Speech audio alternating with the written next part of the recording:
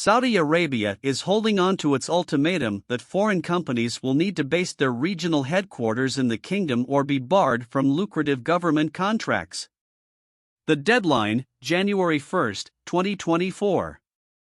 In a bold surprise move back in February 2021, the Saudi government announced that it would, by 2024, cease doing business with any international companies whose regional headquarters were not based within the country.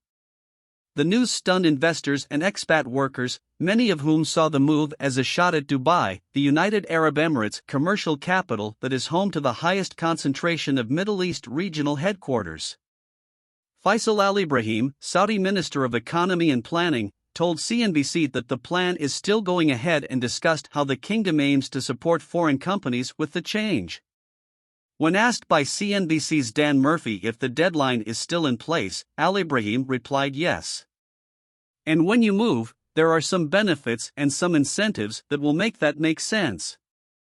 The minister was speaking from Riyadh at the Future Investment Initiative, an annual 3-day finance and investment conference hosted by Saudi Arabia's Public Investment Fund and a brainchild of the Vision 2030 project. A lot of momentum.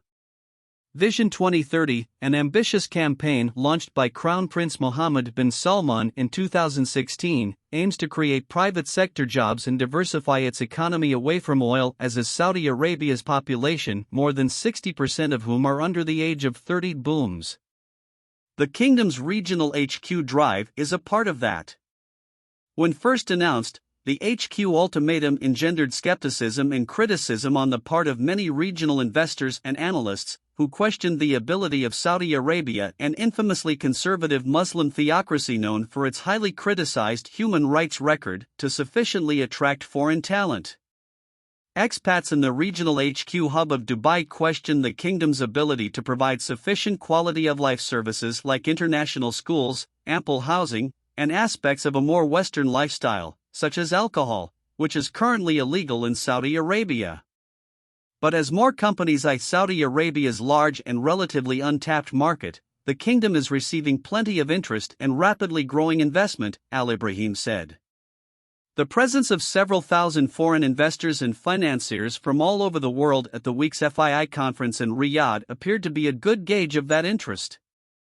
We're seeing a lot of momentum going through. We definitely prioritize the companies that are bringing the value creation to where the value is consumed, that create high-quality jobs for people in Saudi Arabia, Saudis and others, and that actually help us achieve our quality outcomes from our needs, whether it's services or goods, at a better and more meaningful way, the minister said, adding that the kingdom is receiving daily applications.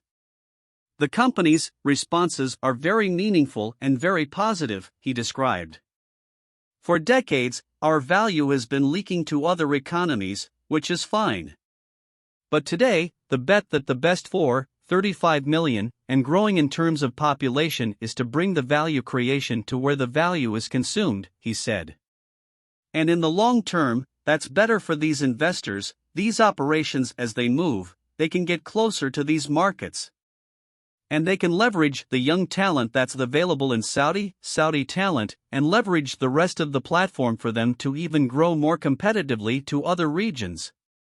We think ultimately, this is not just about Saudi Arabia improving its position and procurement policy, but also it will have a strong trickle-down effect on these companies and the economies around us.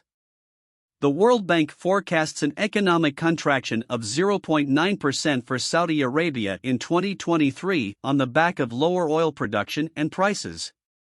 But the International Monetary Fund notes strong non-oil growth for the kingdom, which it says has accelerated since 2021, averaging 4.8% in 2022, and is expected to remain close to 5% in 2023, spurred by strong domestic demand.